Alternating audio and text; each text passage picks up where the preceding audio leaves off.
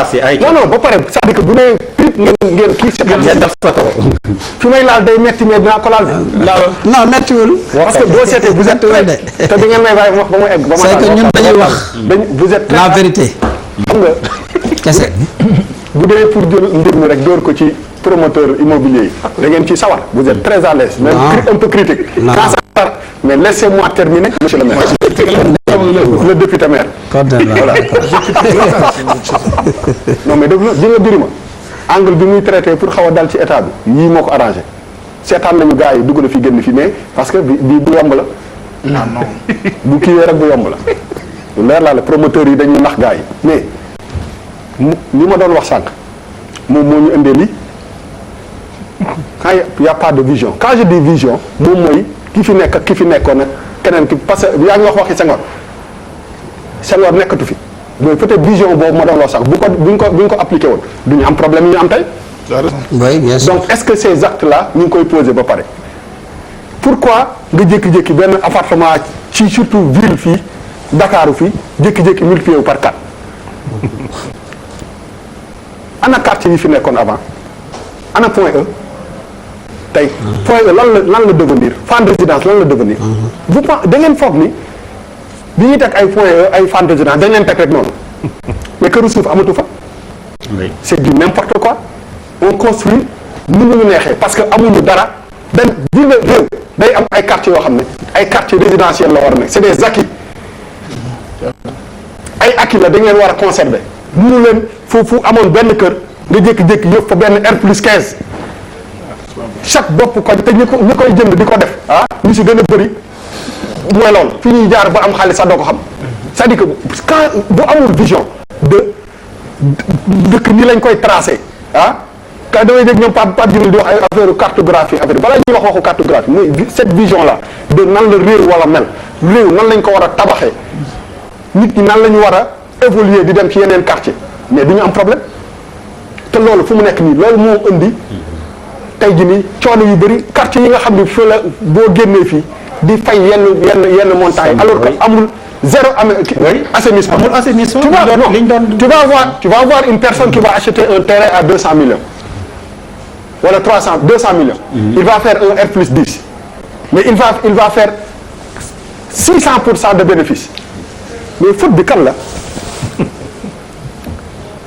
faute bi kan la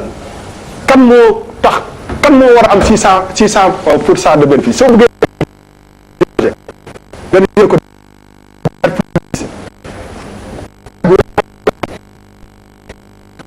war a am te dafa am dara loo xam ne même si niveau social dafa am solo ci réew il faut pas classe yi nga séparer leen trop classe yi nit ñi il faut que ñi nga xam ne ñoo xawul a yor tuuti ak ñi yor mën a dëkkandoo ensemble loolu mooy tax nga am réew moo xam ne du am ay nit ñu tax homogène te loolu vision wu état moo koy jox am na ci réew yu mag yi da ngay gis benn immeuble boo xam ne waa ji mi ngi am ay millions de dollars ak kenn koo xam ne $10,000 la am xam nga lu tax il faut tout ba nga xam ne nit ñi duñu séparé wu parce que amuñu vision quartier yi dañ leen war a définir quartier bi lii moo fi war a am lii du fi passé lii du fi def lii du fi def nii ay temps bi ñu doon màgg ay Fann Résidence yooyu dañ la naan fii ay kër yu ndaw rek mais kër yu ndaw yëpp gars yi jaay nañ ko def ko ay R+10 c'est-à-dire que du jour en 10 ans tu perds un peu l'âme de ce quartier là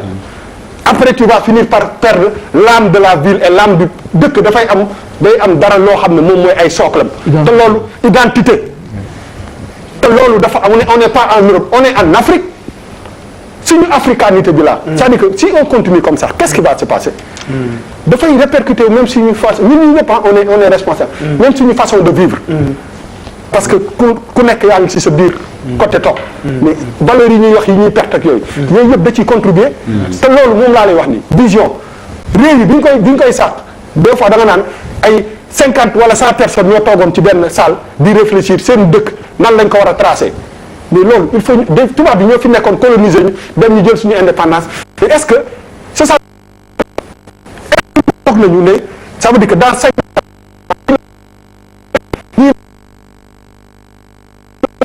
voilà le président de la République mu dem jël benn garab saxal ko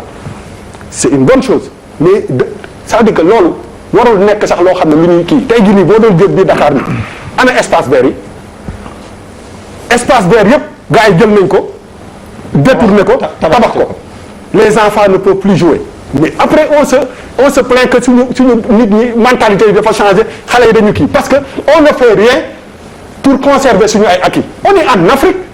il faut que ñu comprendre comment ñun suñu société bi bu ñu bëggee mu avancer nan la ñuy dëkkee te loolu géographiquement même ni ñuy dëkkee dafa am solo donc il faut que bu leen di interpeller ci ay vision mooy que ngeen comprendre que ni yow tey jii nii li ngay tagal nii du pour yow du pour sa doom mais pour sa sët la te loolu il faut ngeen def ko il faut que vous ngeen nangu que ni cette vision là il faut ngeen imposer ko teg ko ñu loolu la leen lekk